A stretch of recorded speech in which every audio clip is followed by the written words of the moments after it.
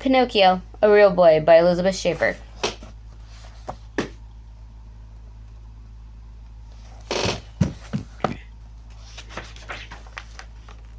The sun was starting to rise over Pinocchio's little village the moment he awoke. Pinocchio leaped out of bed and ran to look at himself in the mirror. He laughed with joy when he saw his reflection. It hadn't been a dream. The blue fairy had made him a real boy. Pinocchio lost track of the minutes as he stared at his reflection.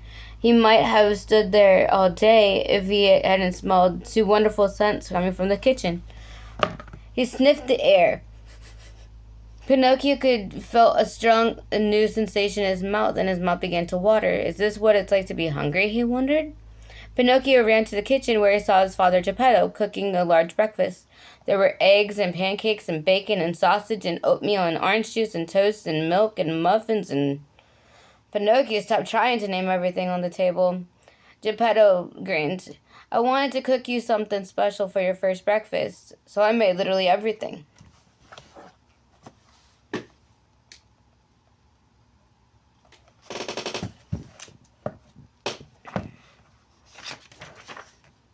Pinocchio's stomach rumbled as he looked at all the food.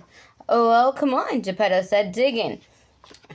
I don't think your father would say that because he's in his 70s, but okay. Pinocchio sat down and tried the bite of eggs. It's fluffy, he said with his mouth full, and soft and delicious, and Pinocchio tried a little bit of all the food Geppetto made, and every bite tasted different from the last. This is wonderful, Pinocchio said. Can we eat all day long? Oh, no, Geppetto said. We're much too busy for that. I have so much to show you. Can I take the food with us? Pinocchio asked. That's an excellent idea, Geppetto said. Let's have a picnic. Geppetto packed lunch, and he and Pinocchio left to explore the village.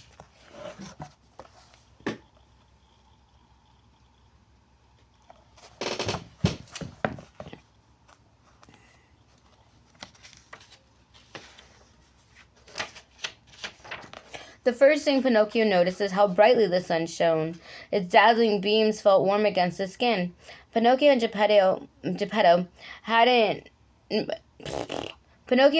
made a game of running in and out of the shadows all through the edge of the town. When Pinocchio jumped through the last shadow, he felt a strange sensation in his stomach. It was different than hunger. It was a Pinocchio's tummy flip-flopped, and a strange sound came out of his throat. What is going on? Pinocchio asked as he started to get scared. Don't worry, Geppetto said. Those are just hiccups. Hiccups? Pinocchio asked. What will they ever stop? Geppetto showed Pinocchio how to hold his breath until the hiccups went away. Pinocchio wasn't sure he liked that experience.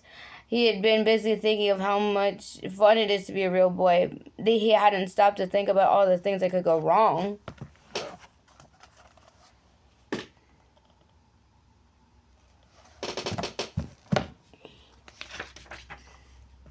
Pinocchio grew silent as he followed Geppetto. His mind was filled with questions, and he wasn't sure how to ask them. At first, the sun's warmth felt nice, but then it made him hot and sweaty, and his feet hurt, and his stomach felt empty as that morning after the breakfast. Pinocchio finally asked a question, and he was really concerned about, are we there yet? Geppetto took Pinocchio's hand. It's just over the hill, and the pair climbed higher until they saw the beautiful valley below them.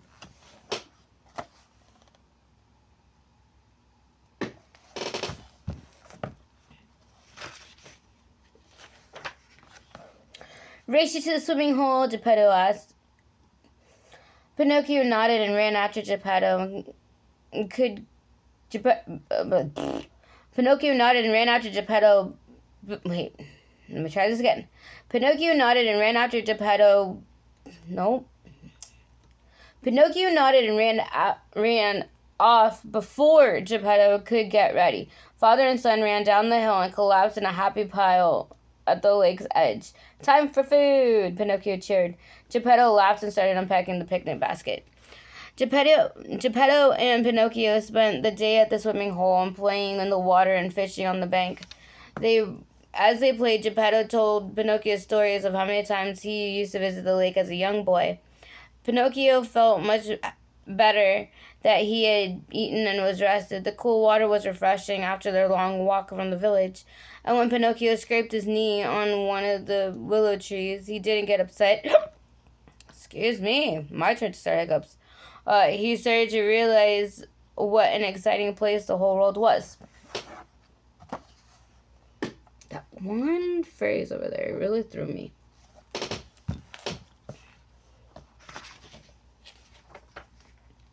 At sunset, Pinocchio noticed a new feeling. His eyelids felt heavy, as he could barely keep his eyes open. "I'm tired," Pinocchio said.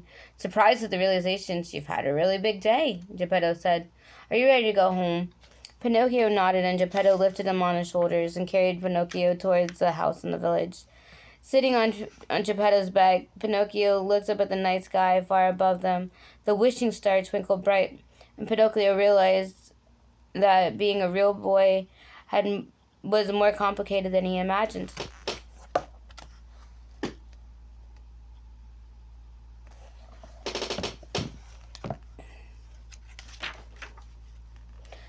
"Today was fun, Father," Pinocchio said, "but it was a hard one, too." Geppetto nodded, thinking about what Pinocchio had said. "That's what being alive is. The sunset, the sunlight, and the bacon, and the hiccups, and the scraped knees, and some of it can be really scary, but I promise I'll be right there with you." Geppetto waited for Pinocchio to answer, but all he heard was the sound of soft snoring. Pinocchio was fast asleep, and Geppetto laughed quietly. "Enough speeches. It's time for you to get to bed."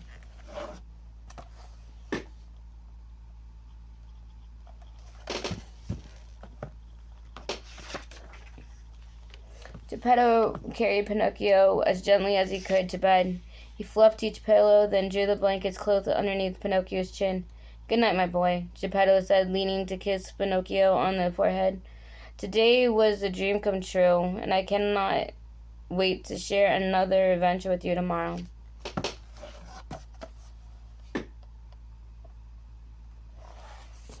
The end.